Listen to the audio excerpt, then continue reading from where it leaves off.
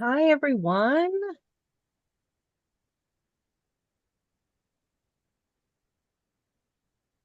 Okay. Well, I will speak. Hi, everyone. Thank you so much for joining us. My name is Carla Pantoja. Thank you for joining us for our Let's Talk About It with Dr. Lue Douthit. We're so excited to have Louis here with us to talk about Antony and Cleopatra. For those of you who are just joining us, this is Let's Talk About It. We've been doing this for a few years here with our board member Dan Rabinowitz. Um, Thank you so much. If you are calling in, we're on a new live stream now with YouTube. Feel free to put in the chat, which I will be monitoring, where you are listening in from. I am zooming in from the land of the Muwekma Ohlone people and the Tamiya Nation of Santa Clara County. If you would like to learn more about your native land and where you are zooming, I keep saying Zoom. I'm zooming in from, but where you're listening in from, I will put that in the chat for you right now. Um, Past recordings of Let's Talk About It are available on our website, sfshakes.org. Community, Let's Talk About It. It's also posted in our YouTube channel, which you are listening and live watching this live stream right now. Thank you so much again for joining us. We also have a next month's Let's Talk About It with Dr. Roland Green from Stanford. It's on July 13th. You can register, and I'll put that in the chat in just a moment. Uh, Antony and Cleopatra, quick overview, is part of our season of Empire. We started our season with our Shakespeare on Tour production of Julius Caesar, which finished its 78 performance run this May. And what we found interesting between Julius Caesar and Antony and Cleopatra is that they are in an arc. So Julius Caesar historically takes place about 13 years before Antony and Cleopatra. So our directors this year for Shakespeare on Tour's production of Julius Caesar was April Ballesteros, and our director for Antony and Cleopatra, who also cut the script, so it's 90 minutes, is Katia Rivera. Both directors decided to keep it within the same world. So our Shakespeare on Tour production took place around, they decided to put it around World War One time period that an assassination has thrown everything in limbo. And then our Antony and Cleopatra will be set in the 20s to show the rise of fascism. And this summer we are out in the parks, free Shakespeare in the parks with Antony and Cleopatra this summer. And that will start in Cupertino, then Redwood City, two locations in San Francisco, and maybe an extension in another location to be determined. So stay tuned. To give you a background, we started working on the script of Antony and Cleopatra last year, and we had the privilege of having a script charting workshop led by our esteemed guest, Dr. Lue Douthit, and our associate director, Karina Gutierrez. We held a separate script workshop this spring with most of the cast in place and with our director, Katia Rivera, doing multiple cuts from there. So it's been a year of working on Antony and Cleopatra and getting the script into something that is both clear and rich as a story. And for those of you who are familiar with this play, it is a challenge. This is also so exciting because it's the first time San Francisco Shakespeare Festival in its entire history has produced Antony and Cleopatra. I'm going to stop talking because I am so excited to introduce Dr. Lue Douthit, senior dramaturg and co-founder of Play on Shakespeare from Play on Shakespeare. Here's to talk about this timeless play with our board member, Dan Rabinowitz. Dan, Well, Louis. so Carla, thank you very much. And Louis, thank you so much for joining us today. I know that our friends, supporters, and fellow Shakespeare buffs who are logged into this are going to enjoy hearing your thoughts and insights. And before we begin, I just wanted to say something. I've obviously having as those of you who have logged in before know, I've been knocking around the Shakespeare vineyards for decades at this point. And I was very much aware of Lue Douthit's work.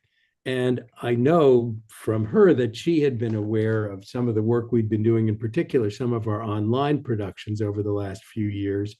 But she and I, although we both live on the West Coast, had never met until the end of 2025 when the Shakespeare Theater of America convention took place in San Francisco.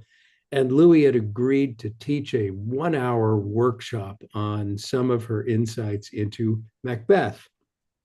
I was eager to subscribe to the workshop. Macbeth is a play that I thought before I entered the workshop, that I thought I knew very well. I had probably seen 15 or 16 productions and have read it many times with great pleasure.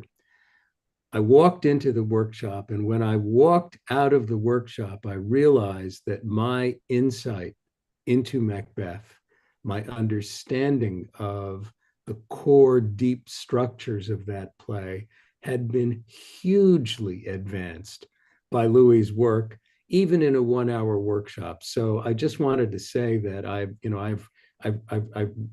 I was enormously grateful to Louis for joining us today. I learned a huge amount about a play I thought I knew well from Louis when we actually met in person, and we've been looking for opportunities to put this together. Antony and Cleopatra is a great tragedy. We are thrilled at the Shakespeare Festival to be presenting it this year. It is a late play. It was written in 1607 to 1608, roughly. That's the place that most of the scholars date it. It's a big play. It's a long, complex play, sprawling over Alexandria, over Egypt, over Rome, over Actium, over Syria. It's set all over the Mediterranean littoral in a wide variety of scenes. It's long, it's about 3,600 lines compared to the only play that's definably longer is Hamlet, which is about 4,000 lines. So this, and compare, for instance, the Comedy of Errors, which is 1,800 lines. So this is a big, big play with lots of things to say and do.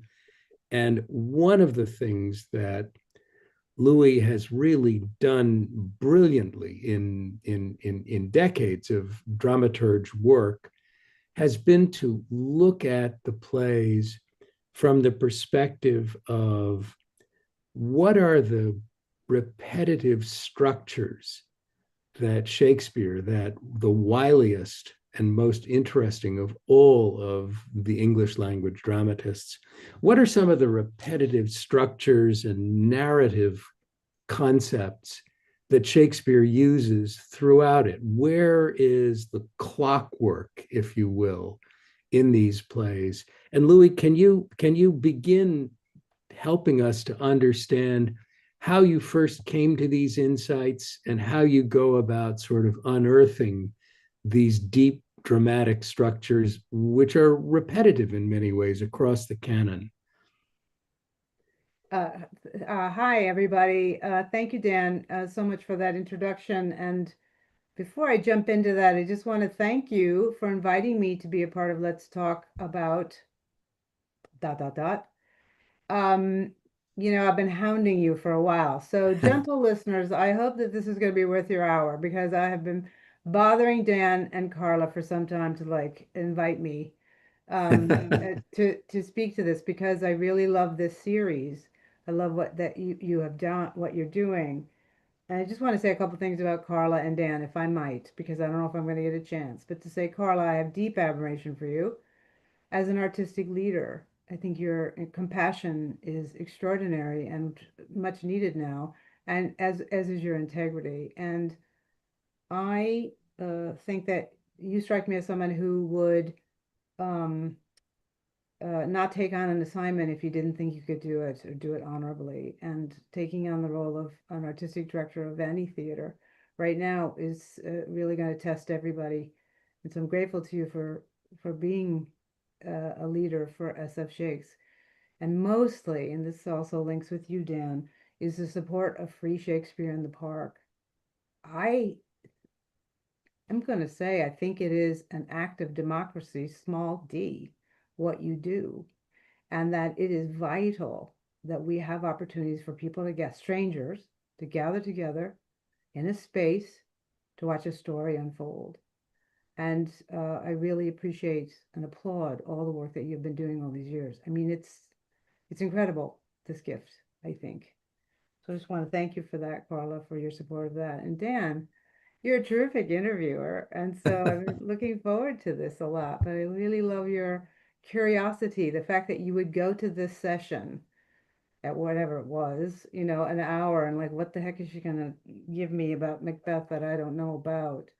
A I mean, lot, as it turns out, Louis, a well, I lot. mean, but isn't that, but that's the beautiful point about these plays, right? I mean, like I do a Macbeth workshop, I don't know, a couple times a year, and I just did one a couple weeks ago and went, oh, I didn't know that, and it's, or maybe I'd forgotten it, or I don't know, whatever.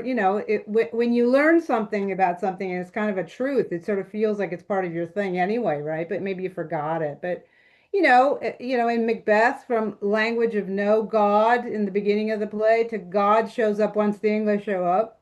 But it's the insertion of that, and I was like, oh, that's sort of fascinating, and kind of like the way plays move. So this is a long answer to your question. The adage, long answers to easy questions. So I'm going to just talk about how I got here. And how I got here is that I am a new play person.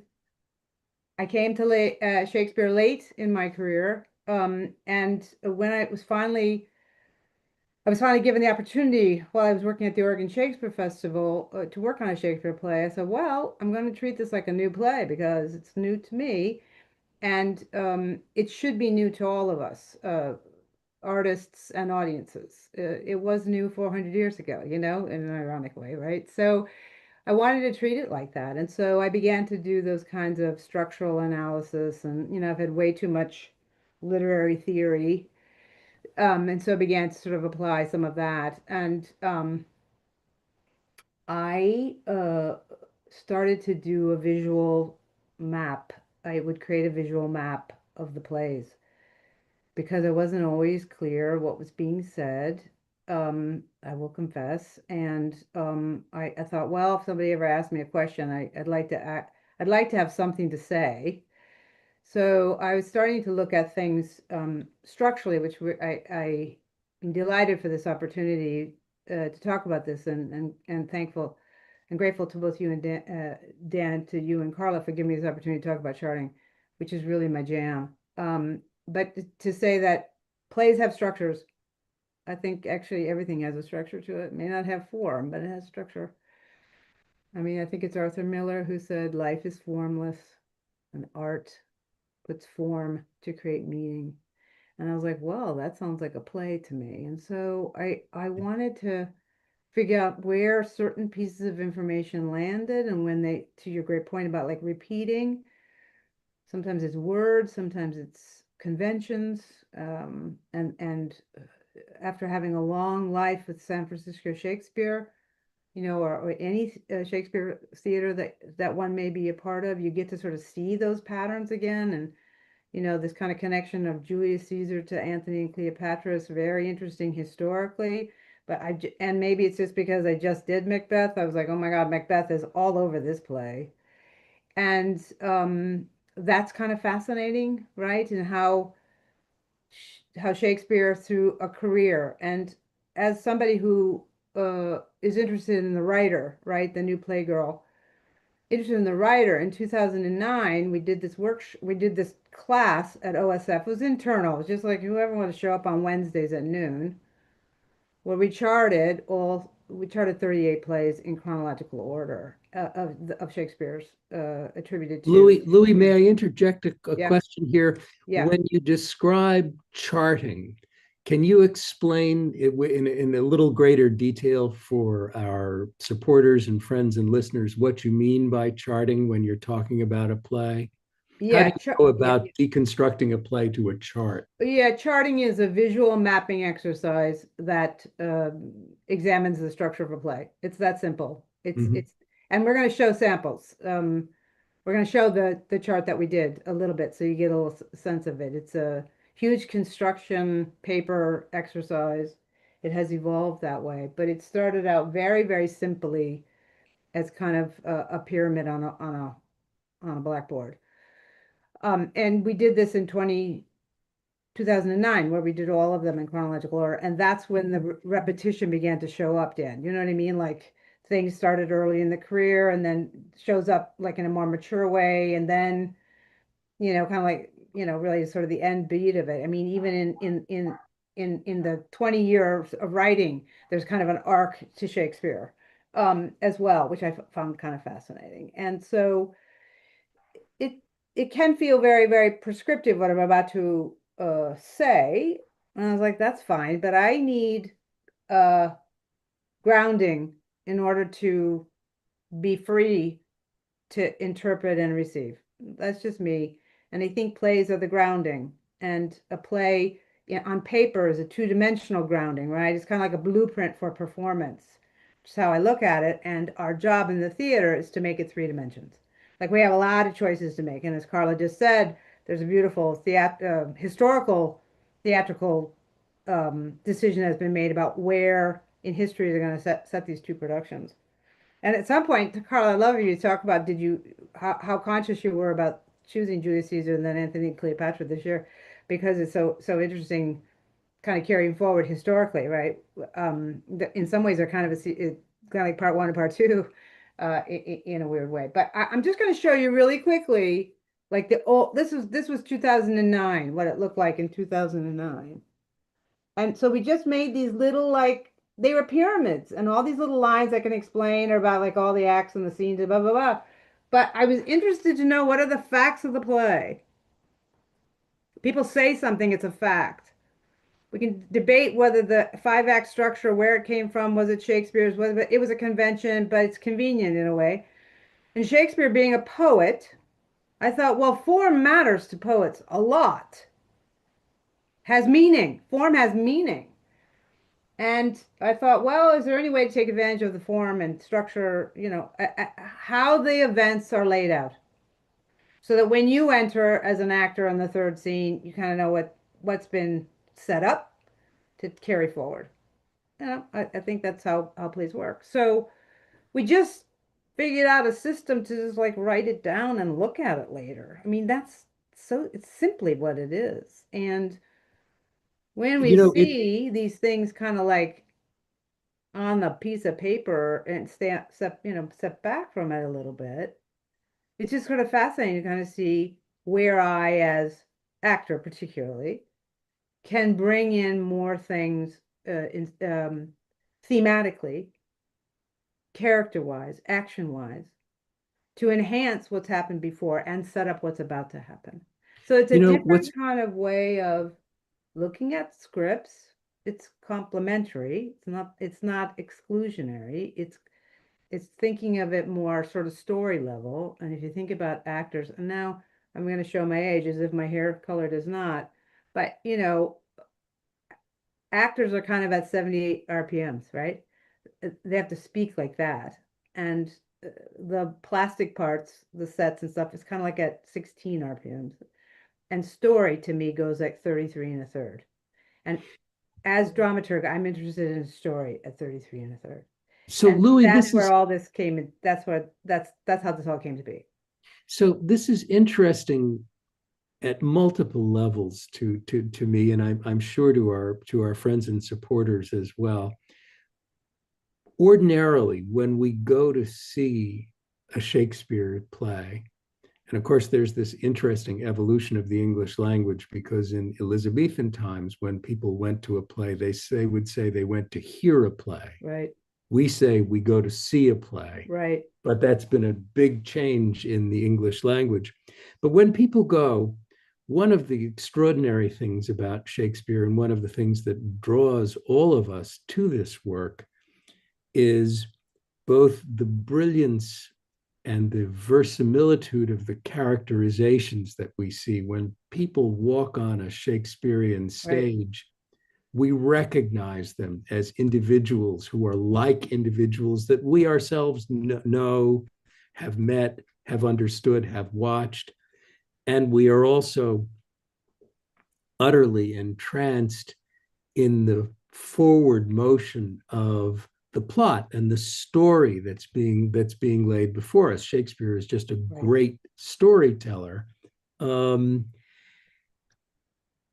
but what's fascinating about the work that you're doing is it's kind of it was, which was really revelatory to me, is it's revealing this kind of subsurface clockwork mechanism that's moving this play forward, in Yep. which many things that are going to, in which there is an arc Yep. upward, like the pyramid that you were just showing to Yep. us, and then a slower devolution to the end. Yep. Um, and the idea that, George Bernard Shaw always called Shakespeare the wily William, because Shaw, who was himself a great playwright, understood how good Shakespeare was at the clockwork mechanisms of a play. Um, and the idea that underneath our immediate perception of character and our immediate engagement with story, there's a mechanism there that is intelligent design on the part of the playwright. That's fascinating, and I'd love to I hear think your that's where thoughts. I can help. I have a couple of pictures that I can share, and Louis, you can talk about what these Great, are. I have a picture of the key that Oh, nice. I'm going to share with everybody.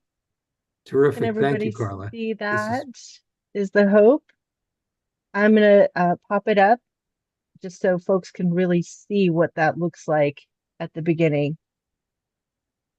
If you want to talk okay. through what we're Louis, what are, looking what at, are we Louis. what are we looking Right. at Yeah. here, Louis? So as this exercise has developed, I mean, from the little draw a pyramid on a whiteboard, and sort of designate things out, I became obsessed with proportions of things, right? And I'm also very obsessed with contrasts, and that how a play begins is not how a play ends, and who you meet at the beginning is not who you meet at the end. And how does Shakespeare do that? And Shakespeare does that in so many ways we're still discovering. And that's one of many parts of the genius of it. And so I wanted to, and I also wanted something, again, I think I said the facts are, here they are, right? The facts are that it's 42 scenes long, which is the longest scene structure in Shakespeare. It's the most filmic play in that regard, right? Because as you said, Dan, in your intro, I mean, it's all over the map, and oh, by the way, there's a sea battle or something. I mean, I don't know, all kinds of stuff are happening. I've seen productions where there was a subtitle saying, "Meanwhile, back in Rome," and honestly, it doesn't really help, to be honest, because you're just split like what? Huh? So you have to figure out like how to move this along and keep the information moving forward. I mean, the fact of the matter is she doesn't, she withdraws the fleet at one point. It's a betrayal, and you hear Mark Antony talking, poetically about this betrayal, and I think we all probably have had moments where we felt like, somebody betrayed us and bemoaned and blah blah. But if you don't know exactly what that was, and so, and sometimes in productions, people don't really know the exact thing, but they know the mush, the emotional mush. And I'm interested that we know exactly what those things are and that we work really hard in rehearsal to make sure that those couple of very important facts just be really clear. I know it sounds stupid coming out of my mouth, but I just say that that's what I'm interested in. It's like a Right. couple of things. Just anchor those things, because I will be able to follow if you set me up. I will be able to follow you. I believe that. So what we were just looking at is a key of like kind of things that we were tracking. We were tracking, is it in verse, is it in prose? It matters. It's a change. Some energy just flowed through, right? We were tracking, is it indoor? Is it outdoors? Because that matters. We were tracking, is it private? Is it public? Is it a public conversation? Is it a private conversation? I think we discovered, Carla, that Antony and Cleopatra never have a private conversation, Yes. right? Yes. It's They all part, are it's like, celebrities. what's Yes. that? They're celebrities, we decided, right? Yeah, I mean, they never have a private, even though they're talking privately and very intimately and like, ooh, I'm kind of blushing. But it's like it doesn't matter. Like they're just being doing themselves, right? So that was kind of fascinating. I'm interested in own location. Like suddenly you got to bounce all over the place. So you're like, set designer, please don't make this too hard on us because we can't move stuff around. If it were a film, totally different issue, right? But we're not. It's fluid. And while it's true, Dan, I believe that is true that today we go to see a play. My point about Shakespeare is that it still has to be heard, and it's still 95% oral communication. And so you get 5% of goo, Carla. You know what I mean? Like, because I can't have that much competition.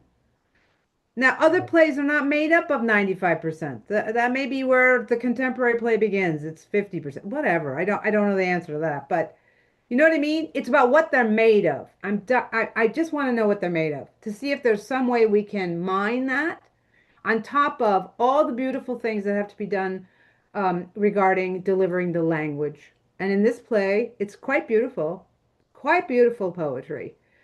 And poetry can be very misleading. Beautiful poetry. Anything beautiful actually can be misleading. And I think there's a little bit of that in here as well. I mean, there's a little bit of a lot of things. There's like a lot of things, like you said, this late career. There's a lot in here. Now, the shot that we just showed was like the whole chart out in one big like stream because I wanted peripheral view. And I want peripheral view for a couple of reasons. Most importantly is I want to know that it's beyond my own personal view, that the play is larger. Some of its parts are larger than any of us in that room, and it's sort of a cheap way to sort of do that, I guess. But anyway, it's like a 10 feet piece of paper, and you see this big fat black line in the middle, and that is how long the play is, 3,600 lines wide, kind of divvied up. And then I became obsessed with, because there's line numbers in Shakespeare, not true of all plays, but in Shakespeare there's line numbers. You could kind of do a proportion of things like Macbeth.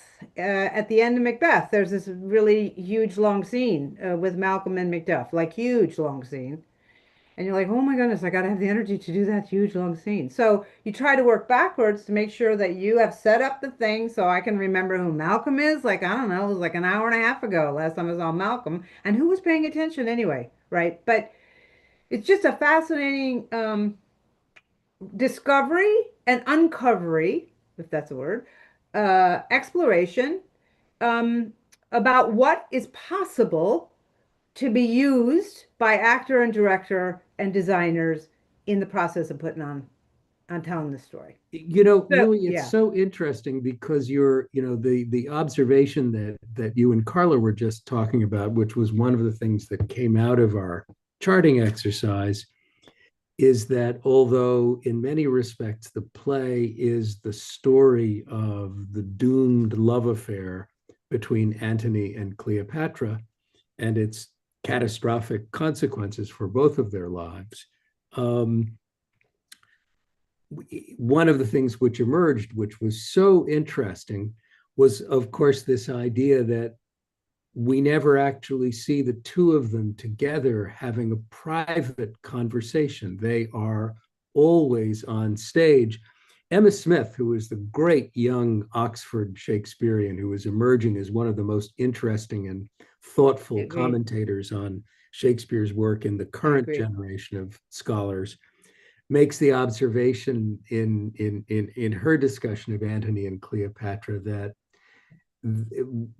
seeing Antony and Cleopatra is the equivalent of watching People magazine.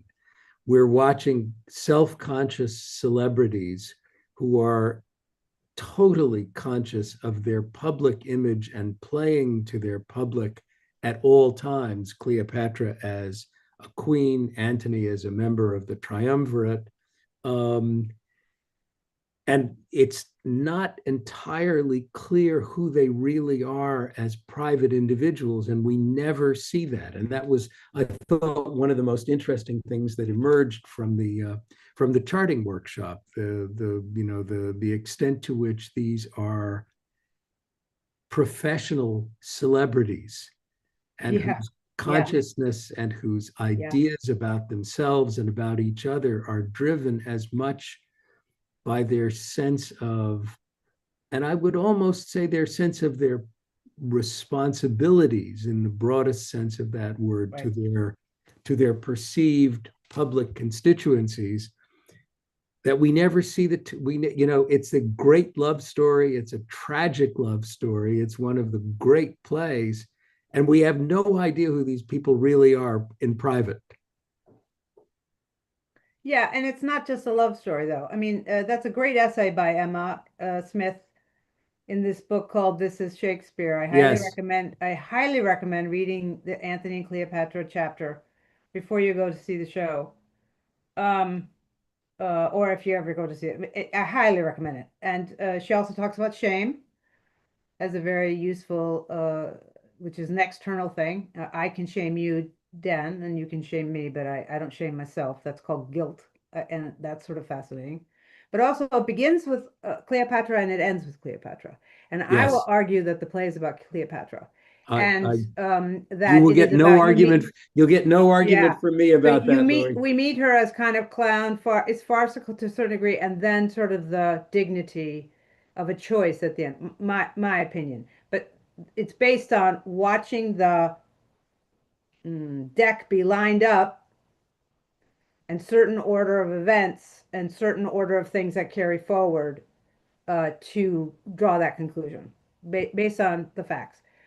So could I get back to sort of the workshop, like how it works really quickly, and then we could get Please, off that, which is, so Carla invited me to do this workshop with the artists at San Francisco Shakes, which was amazing and great fun. And we had like, I think 2 days together. And so we put this big piece of paper up on the wall, and everybody gets assignments. They get assignments of you follow a character, you follow the word honor, you follow the word loyalty. There's betrayal in this play. Like somebody got to follow it. When does it show up? It's interesting when Tyrant shows up in Macbeth, second half of the play. So, and then you follow, somebody follows prose, all those things I was saying before, and we create a little key, kind of a, is that a Y, and then the X, right? So, um, we read a scene, and the casting is like whoever's around the table, it goes clockwise or whatever, doesn't matter. Everybody's a reader and everybody's a listener. And we read a scene and we say, "What did you hear?" And people go, "I heard, and I think it's in verse, and I think it's 2 o'clock in the morning or whatever." I was like, "Great, just put it up there." So everybody grabs some kind of form of office supplies. I had no idea how much everybody in the theater loves office supplies, but we do. And you grab some office supply and you put it up there and you make that your key for following that thing through the whole play. And I think we only got through the act three, right, Carla? Something like that. Oof. And because the Yep. conversation about the play is just so much fun then, right? Everybody's got a piece of it. Everybody, because so much experience in the room. Like I can't bear it, how much experience in the room is usually there. And I want to capture it all. I just want to talk, I want people to share what they know or think or feel or learned. It's so fun. It's a sneaky exercise. And yeah, there you go. There's the table of supplies. Yeah. So it's a sneaky way to have table work, basically. And I believe that you need to go slow to go fast. And in American theater practice, I'm going to make my big fat statement here. In American theater practice, the slow food of table work has been eroded. And I think to our detriment. I think it's to our detriment as artists because we can't quite we don't have time to get at everything that we could or examine or rehearse, right? Rehearsal is about not a product. rehearsals about, I'm going to try this choice today and see if that works. You know what I mean? So it's all designed to do that. And Carla graciously gave me the opportunity to sort of share this methodology. And then one of the most extraordinary things is that you all wanted to finish the deal, right, Carla? And there was a couple of days where you find, online you could kind of finish charting the whole play. So We Louis, did. I'd like to draw your Louis, I want to draw your attention to when the chart was up. There was this almost a pyramidal There is a pyramid. Yeah, structure there's a pyramid. where Yeah. there's a lot, as we go forward across it, there's a line that's rising, and then there's a line that Yep. begins to drop and to Yep. devolve at the end of the Yep. play. Can you talk a little bit about how you see that in Antony and Cleopatra, and what some of the charting exercise revealed in your own mind when you did it Yeah. on your own, but also Yeah. then when you did it with us? Yes, Yeah. there it is. So yes. All right. Well, how far back? Okay. There was a German literary theorist called Gustav Freytag in the mid-19th century who looked at all the Shakespeare plays, looked at all the Greek plays, looked at all the Goethe and Schiller plays, and said, "Oh my goodness, they have the same structure. They all kind of have this pyramid thing. It's called Freytag's pyramid. I don't know, Dan. Maybe you were in that school system as I was and taught it. And I get the fear of it being sort of very prescriptive, like this is the way to write a great play. You have to do this. And I am going to say that's not true, but I will say that every Shakespeare play, somewhere halfway through, becomes what I call the hinge. Something happens, and the rest of the play must deal with it. Now, that's a formula if ever I heard one. And you don't Right. write 20 plays, 40 plays in 20 years without some kind of formula. And it's this whole thing about contrast. And so whatever is set up in the first half of the play is going to be taken down the second half, vice versa. Um, in Anthony, in Antony and Cleopatra, it's scene 22, which is about halfway through the play of 42 scenes. It's when she takes away the fleet. It's literally halfway in the play-ish. I mean, depending on how you count it, you all know, no matter what edition you pick up, every kind of different line numbers. And that didn't matter. That doesn't matter so much as it does about proportion of things, right? Like in that particular edition, whatever we used, the Folger maybe, I can't remember. It had a certain proportion. It still gave us a sense of like, where's like a Monopoly board, where's, Charles Avenue or or like, Boardwalk or whatever. Like, where are you putting your hotel and stuff like that on particular scenes, right? So I borrowed that. I don't like the prescriptiveness of it. I don't use that for every play. I don't think all plays are like that, but I think Shakespeare is like that. And I actually do think that the Greeks are like that.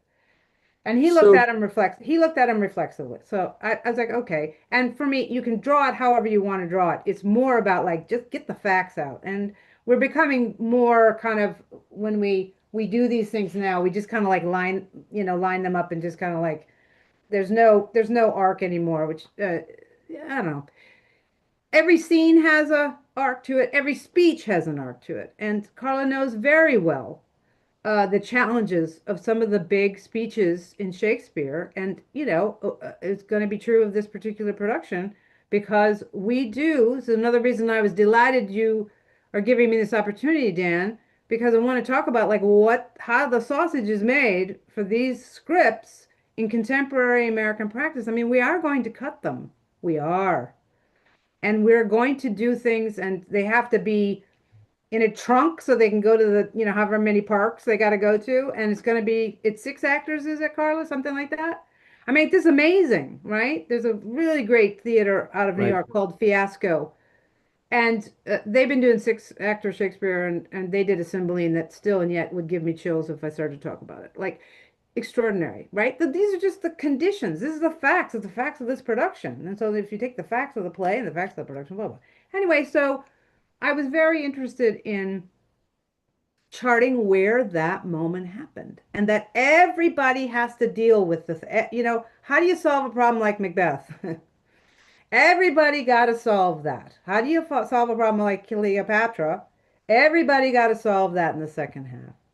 And I am from a small town in Ohio called Sandusky, which is well known for an amusement park called Cedar Point. And I promise you, if you ever see a documentary about the 10 best roller coasters in the world, one of them will be from Cedar Point Amusement Park.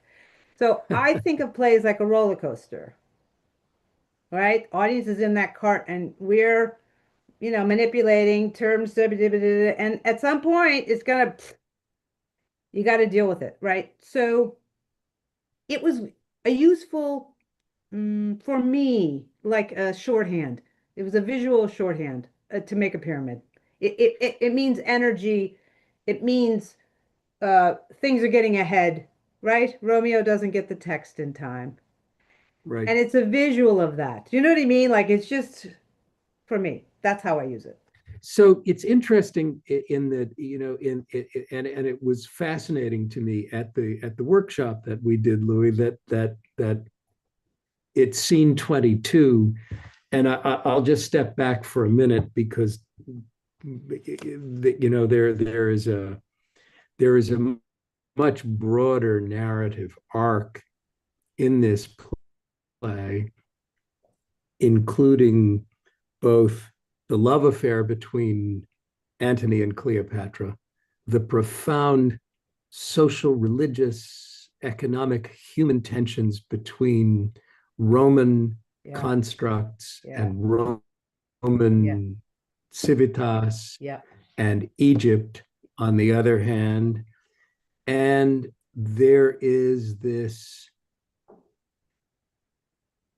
a war that is incipient at the beginning and then becomes one of the central frames of the Right. play Right. as the triumvirate who emerge after the assassination of Julius Caesar at the Right. end of Julius Caesar Right. between Octavius, Antony, and Lepidus fragment.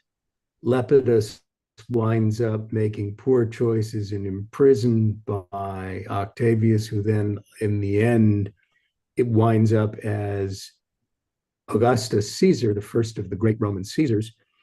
And this war is really the point at which Rome transitions from a republic, perhaps a flawed republic, certainly in our terms, but a republic, to an imperium and to Yep. the empire that lasted for several thousand years thereafter. Right. Um, and the scene 22 is exactly what Louis was talking about earlier. It's the Battle of Actium, at which Antony, together with Cleopatra, decides to give battle to Octavius and the forces of the other side of the triumvirate in this war for control of Rome in the first instance, and also Egypt and the eastern provinces. And Cleopatra at one point withdraws her fleet from Antony's side, and that results in, or at least it contributes to, Antony's defeat in the Battle of Actium, and then the beginning of the devolution in which, in the end, Octavius becomes Augustus Caesar. Right. The triumvirate is entirely dissolved, and Antony and Cleopatra's love affair is crushed with their successive suicides, rather than face the consequences of what will happen as this war winds to its close. Shakespeare was using, as a historical source, he was using the Sir Thomas North translation of Plutarch of 1579, but the Plutarch is linear. It is pedestrian compared to what Shakespeare did with it, in exactly the way that Louis has been describing, of taking these events and finding an arc that builds tension and interest and then creates exactly what Louis, I think, is brilliantly described as the hinge of the Battle of Actium. And then the rest of the play is about the way the characters have to respond to, in exactly what Louis was talking about, about Macbeth. How do we deal with Macbeth once he's on the throne? And this is exactly the same thing in Antony and Cleopatra. And that winding down, at least in the workshop that Louis ran brilliantly, that winding down became comprehensible in ways that it had not previously been. It was very, very powerful insight into the way the play works. And Louis, how do you see this in terms of the way the play works itself to its end?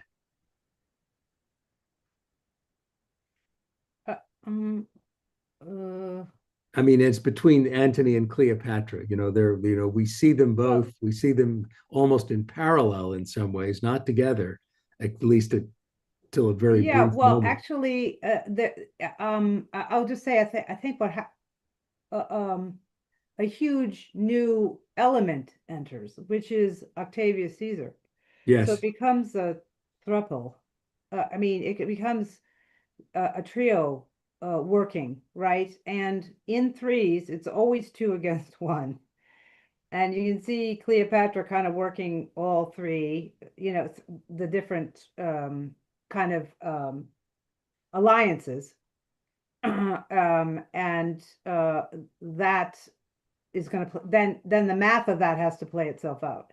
It's kind of like in Midsummer Night's Dream, there's a great math of the four lovers, and that there's right, you have the two set up, and then they're going to jumble in the forest, and until they unjumble and come back together again, right? Thanks to Puck, or helpful for Puck, messes it up, but also puts it back together, right? But there's a great math of it. Like you can see the wrong two, the wrong two, the wrong three. I mean, it's fascinating. Sort of just do the math of it, right? well, Same here. There's a mathematical thing being worked out with the addition of a third, and because it's he so he's interesting is entered now. I mean, not saying he wasn't, the sister marries Anthony or whatever. I mean, it was introduced and stuff like that, and you kind of assume, because Shakespeare was also, I think, one of the first. The Elizabethan theater is one of the first public theaters, right? yes, For-profit theater. Like they did things, they also worried about actor salaries, Carla, just gonna say. And like some character showing up in the first half of the play is not gonna not show up again in the second half, and not gonna have something to do. And this character who gets introduced, this is also something Shakespeare does a lot, like introduces, suddenly there's Macduff, and then has great payoff at the end, right? Same, Octavius is going to have something to do, whether you know your history or not know your history, good, bad, and different in terms of watching. What I want you to see is this thing unfold in this great way that you're talking about, Dan. Like we're watching characters in action. They're making a decision, and we're watching the consequences of these decisions. Now, do we think that in general, almost everybody should think before they do something? I do. And I think that if that were the case, there'd be no drama because, if we're all thinking before we're doing, there's no, it's not so bad. But nobody in Shakespeare thinks to think before they do something. And I actually think it's incredibly human. I think that's what we're relating to, Dan. Like, oh yeah. my God, did they really think this through? They didn't really think this through. So I think it's the addition of the third, right? And suddenly you got to juggle three. And that's the element that keeps like suspense or creates energy, or like you got to deal with that now too, right? So what you see in the fourth act, I think it's something like it's 15 scenes in that fourth act. Right. Let me just say to you, that's just a revolving door. I mean, it's like I think you should just put a revolving door on that stage, Carla, and people just go around, because I'm telling you, that's what it feels like. Like fast that's how fast things happen in the second half of these plays. And we get bogged down sometimes. And so why I also like the hinge is like, listen, let go of a lot in that first half. Like you can't play all that stuff now. You just can't. I can't hold it. Stop. But make sure you get to the things that are important to get to the end, that I feel different about Cleopatra than I felt at the beginning. And at the beginning of this play, I've got these two people, whatever it is, saying whatever horrible, making all those like horrible things we say about celebrities, right? Right. Yep. And I I'm feel, gonna step in right yeah, please. now, just say like a time check. Yes. We have a little less than 10 minutes. But I think, Louis, you're going where I've asked folks in the chat in YouTube, but we also had folks send in questions about Okay. why is it relevant today? But I think that's where you are headed in terms of we've talked about when we charted it, and we would not have really known or clocked it if we had not charted it, how much like a film this script is. And it's so relatable in terms of like how quick film goes anyway. You know, you're here, you're there. It's very quick.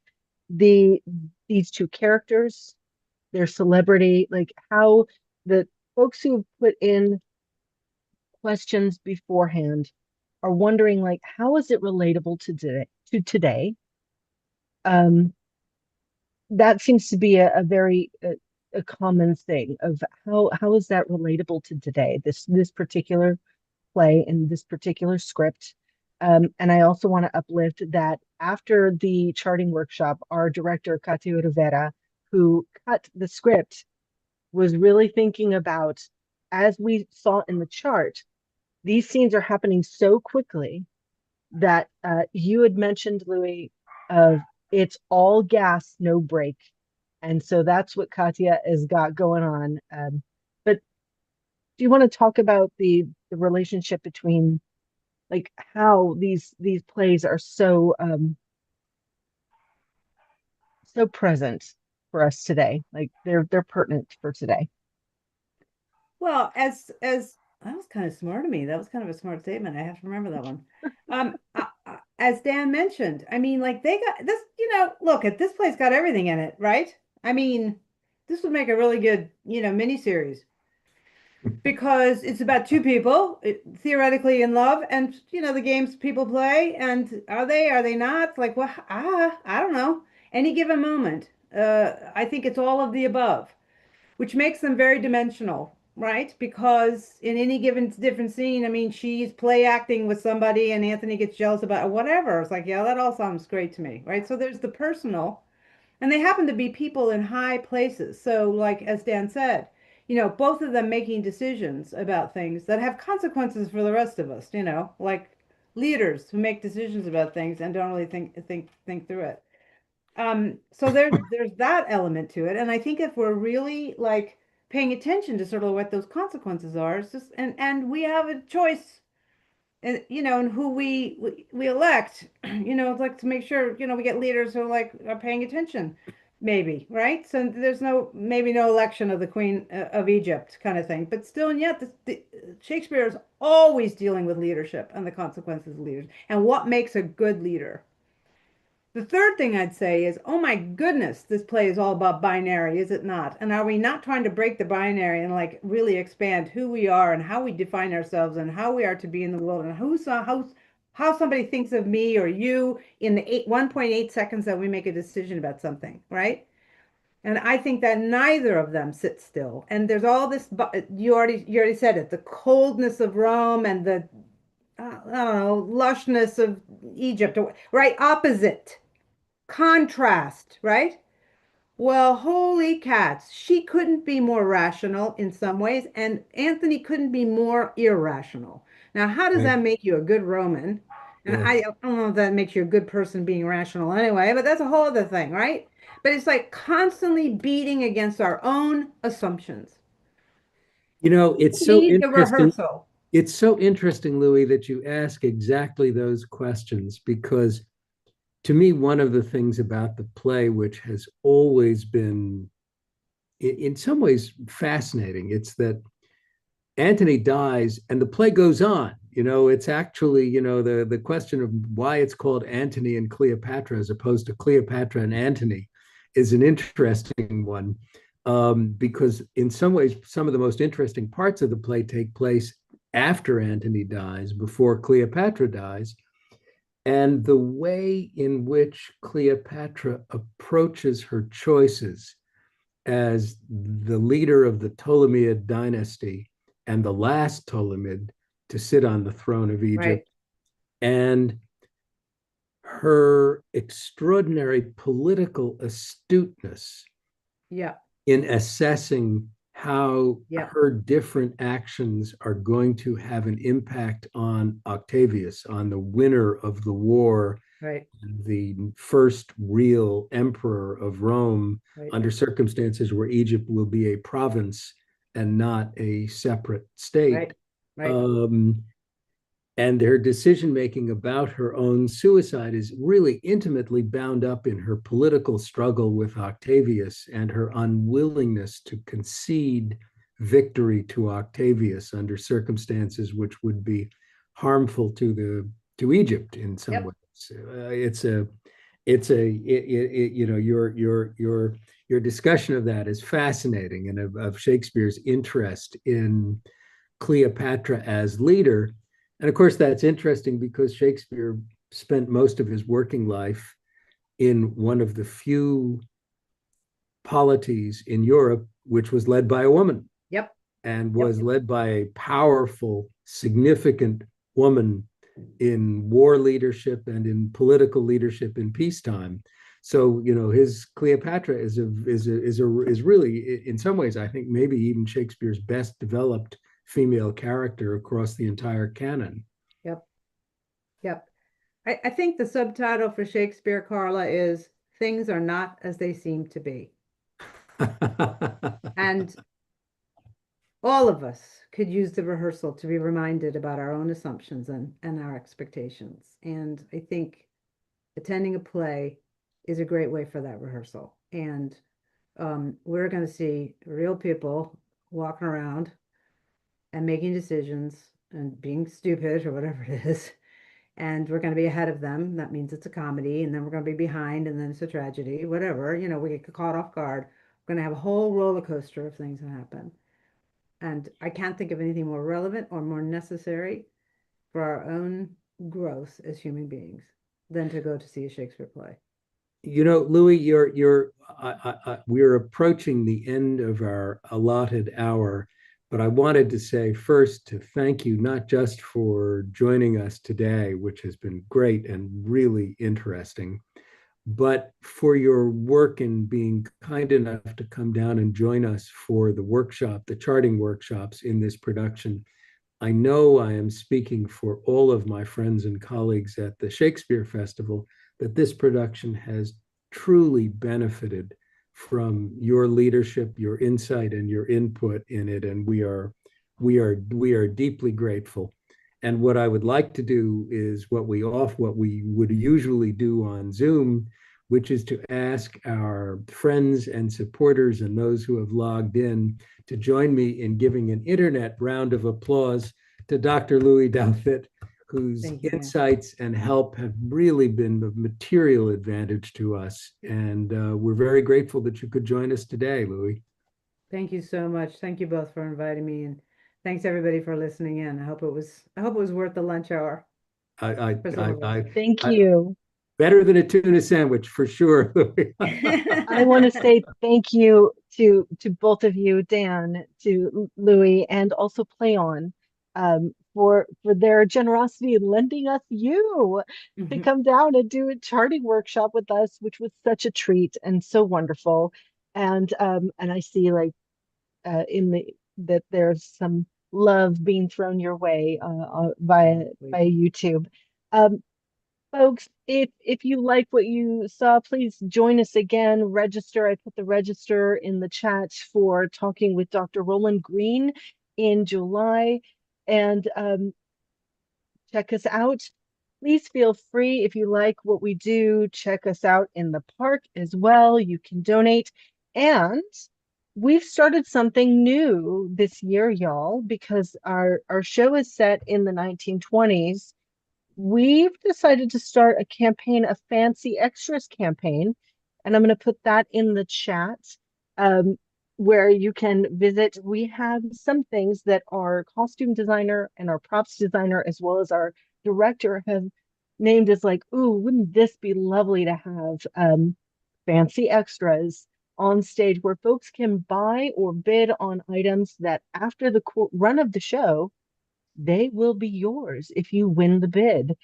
So I will put that link in the chat. It's open until July 1st. And of course, you can feel free to donate to us. No donation is too small, no donation is too large. This is how we get to you, to a park near you. Bring your family, bring your pets, bring your picnic, and join us for Antony and Cleopatra in the park. Thank you so much for joining us. You're Thank here. you. See you all soon. Thanks, Louie.